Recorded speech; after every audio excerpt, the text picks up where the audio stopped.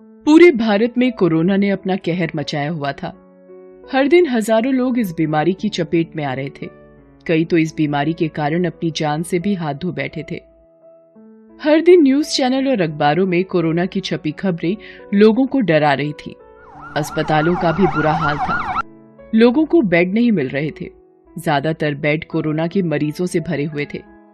अस्पताल में रोगियों और उनके रिश्तेदारों की भीड़ लगी हुई थी। उसी भीड़ में सुहानी अपनी दोस्त राधिका के लिए एक बेड और ऑक्सीजन सिलेंडर के जुगाड़ में लगी हुई थी। प्लीज भैया भैया प्लीज कुछ भी करिए ना, कहीं से एक बेड का इंतजाम कर दीजिए ना। देखिए ना, मेरी दोस्त की हालत बहुत ही खराब है। अरे सुनाई नहीं पड़ता है क्या तुम्हें? बोला तो एक भी बेड खाली नहीं है। देखती नहीं क्या कोरोना के ही पेशेंट है चारों तरफ। चलो साइड दो साइड दो। भैया देख तो रही हूँ, लेकिन आप नहीं देख रहे कि मेरी दोस्त की हालत कितनी सीरियस है। प्लीज कुछ तो इंतजाम कर दीजिए।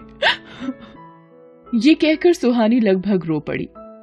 जीवन में घटी कुछ घटनाएं कैसे जीवन का रुख मोड़ देती हैं, इसका जीता जागता उदाहरण है राधिका और सुहानी की कहानी। दोनों ही गरीब घर की लड़कियां थीं, लेकिन अपनी मेहनत से दोनों अपनी पहचान बनाने की कोशिश कर रही थी। वे दोनों दिल्ली के लाजपत नगर में किराए पर रहती थी। एक ओर राधिका गंभीर किस्म की लड़की थी, वहीं दूसरी ओर सुहानी बहुत ही चुलबुली लड़की थी। राधिका एक प्राइवेट स्कूल में टीचर थी और सुहानी कॉल सेंटर में काम करती थी। दोनों पक्की सहेलियां थीं, या यूं कहिए कि दोनों की जान एक दूसरे में बसती थी। लेकिन कल रात से राधिका की तबीयत बहुत ही खराब थी। उसे तेज बुखार था। सुहानी ने उसे दवा दी तो उसका बुखार तो उतर गया, लेकिन अगले दिन फिर से चढ़ गया। क्या पार्टनर, ठीक नहीं होना क्या? देख, तेरे हाथ की चाय और मैगी के बिना मेरा दिन बहुत बुरा गुजरता है, इसलिए जल्दी ठीक हो जा। बोल तो बना दूं तेरे लिए, इतनी बीमार भी नहीं हूं मैं। अरे ना ना, तू पहले ठीक हो जा, फिर साथ मिलकर मैगी भी खाएंगे और चाय भी पिएंगे। लेकिन दूसरे दिन राधिका का बुखार नहीं उतरा। दोपहर तक उसे जोर जोर से खांसी भी आने लगी। खांसते खांसते ही उसने कहा, सुहानी, वो सामने वाला घर है ना यार, वहां कुछ खाने का पहुंचा देना। राधिका, तू उनके घर गई थी क्या? पिछले 2 दिनों से जा रही थी पार्टनर। जब से सामने वाली आंटी को कोरोना का पता चला है ना, उनके बेटे और बहू ने छोड़कर भाग गए हैं। उनकी सुध लेने वाला कोई नहीं है। तभी तो 2 दिनों से मैं उन्हें खाना बनाकर खुद देकर आ रही हूँ। अरे वो कोरोना पेशेंट है, पता है ना कैसी है ये बीमारी। उफ, तुम और तुम्हारी समाज सेवा, देख लेना एक दिन बुरा फंसेगी तो इस चक्कर में। क्या पार्टनर, सिर्फ डांटेगी, मेरा काम नहीं करेगी। अब अपने पार्टनर की बात वो कैसे टालती। घर में ब्रेड पड़ी थी, सुहानी वो ब्रेड ले जाकर आंटी को दे आई। लेकिन जब वो घर पहुंची तो राधिका की हालत देखकर डर गई। उसे सांस लेने में तकलीफ हो रही थी। वो जोर जोर से सांस लेने की कोशिश कर रही थी। सुहानी, सुहानी, थोड़ा पंखा तेज कर देना यार। देखना, मुझे सांस लेने में बहुत दिक्कत हो रही है। राधिका, मुझे लगता है कि हमें अस्पताल चलना चाहिए। अरे नहीं पार्टनर, मैं ठीक हूँ, लेकिन ये कहकर राधिका लगभग बेहोश हो गई। सुहानी अपने दोस्त के लक्षण देखकर समझ गई कि उसे कोरोना ने अपनी चपेट में ले लिया है। वो किसी तरह उसे लेकर नीचे उतरी। उसने अपनी स्कूटी निकाली और उसे पीछे बिठाया। साथ ही उसके शरीर को अपनी चुन्नी से पूरी तरह कस के जकड़ लिया ताकि जब वो स्कूटी चलाए तो वो स्थिर बैठी रहे। फिर उसने स्कूटी स्टार्ट की और अस्पताल की ओर निकल पड़ी। रास्ते में उसे पुराने दिन याद आ रहे थे कि कैसे उसकी और राधिका की पहली मुलाकात हुई थी। उस समय वो कॉलेज में पढ़ती थी। एक बार जब वो कॉलेज से लौट रही थी तब उसकी स्कूटी का एक्सीडेंट हो गया था। वो सड़क के किनारे बेहोश पड़ी थी, लेकिन कोई भी उसे उठा नहीं रहा था। सभी उसे देखते और आगे निकल जाते। उस समय राधिका उसी रास्ते से गुजर रही थी। वो हाथ रिक्शे पर बैठी थी। अरे भैया रुकिए रुकिए। बेहोश पड़ी सुहानी को राधिका ने रिक्शे वाले की मदद से उसके रिक्शे में डाला और अस्पताल पहुंच गई। डॉक्टरों ने कहा कि अगर जरा भी देर हो जाती तो सुहानी को बचाया नहीं जा सकता था। उसे ब्लड की जरूरत थी, जो राधिका ने ही उसे दिया था। जब सुहानी होश में आई तो राधिका उसके बगल में ही बैठी हुई थी। ये उससे उसकी पहली मुलाकात थी। उसके बाद तो दोनों बेस्ट फ्रेंड बन गए और साथ ही रहने लगे। सुहानी ने भले ही राधिका को कहा था कि तुम्हारी ये समाज सेवा तुम्हें किसी चक्कर में फंसा देगी, लेकिन सच तो यही था कि राधिका की समाज सेवा की आदत के कारण ही तो सुहानी का भी जीवन बचा था। यही सब सोचते सोचते सुहानी अस्पताल पहुंची, लेकिन वहां का दृश्य डरावना था।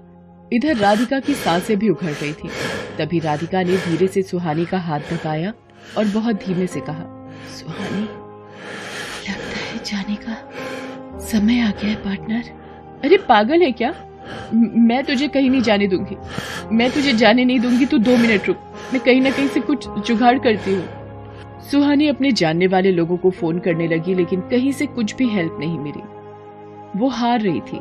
तभी अस्पताल में ही उसे पता चला कि नोएडा से एक ऑक्सीजन सिलेंडर की व्यवस्था हो सकती है। वो ये बात बताने राधिका के पास पहुंची। पार्टनर, फिकर नॉट, सिलेंडर की व्यवस्था हो जाएगी। तुझे कुछ नहीं होने दूंगी पार्टनर। लेकिन राधिका ने सुहानी की बात का कोई जवाब नहीं दिया। सुहानी ने उसका हाथ पकड़ा, लेकिन वो तो बेजान सा था। उसकी सांसें थम गई थी। राधिका अब उस दुनिया के सफर पर निकल गई थी जहां का सफर अंतिम सत्य है। राधिका मर चुकी थी। पार्टनर, उठना तू। ये क्या कर दिया तूने? पागल है क्या? ऐसे कोई जाता है क्या? चल उठ, मेरे लिए मैगी और चाय बना। उठना तू उठती क्यों नहीं पार्टनर? प्लीज उठ जा यार, प्लीज प्लीज। ये कहते हुए सुहानी फूट फूट कर रोने लगी। लेकिन मृत लोग कहाँ सुनते हैं कुछ। वो तो चले जाते हैं, सब कुछ भुलाकर, सब कुछ छोड़कर। राधिका का अंतिम संस्कार कर सुहानी घर लौट आई, लेकिन वो घर उसे काटने को दौड़ रहा था, जिस घर में दोनों साथ हंसते, मुस्कुराते और कई बातें शेयर करते। आधी रात की बात है। सुहानी सोने की नाकाम कोशिश कर रही थी। तभी उसे लगा कि राधिका उसके सामने खड़ी है और उससे बातें कर रही है। क्या हुआ पार्टनर? उदास है क्या? अब मैं भी क्या करूं? इतने दिन का ही साथ लिखा था पार्टनर। राधिका, तुम? सुहानी, मेरा एक काम प्लीज करना ना पार्टनर। वो आंटी जब तक ठीक नहीं हो जाती, उनको रोटी दे आना ना। उनको देखने वाला कोई नहीं है पार्टनर। प्लीज, तू देखेगी ना उनको?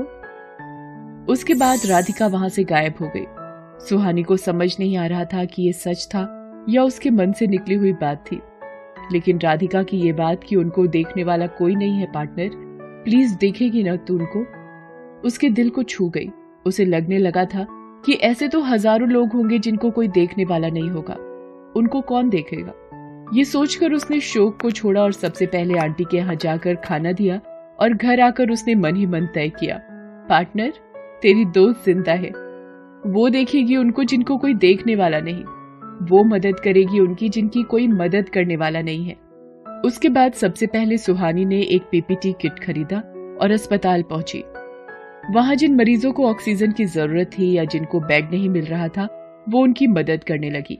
यही नहीं, उसने अपनी सारी सेविंग्स खर्च कर न सिर्फ कोरोना पीड़ितों के खाने का इंतजाम करना शुरू किया, बल्कि ऑक्सीजन सिलेंडर भी अपने पैसों से खरीद कर जरूरतमंदों को पहुंचाने लगी। वो अपनी दोस्त राधिका को तो नहीं बचा पाई थी, लेकिन कई घरों के चिराग और कई दोस्तों के जीवन बचाने में उसकी मदद कर रही थी।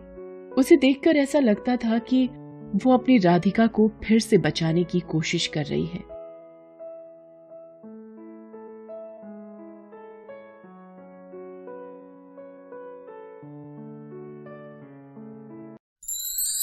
Thanks for watching.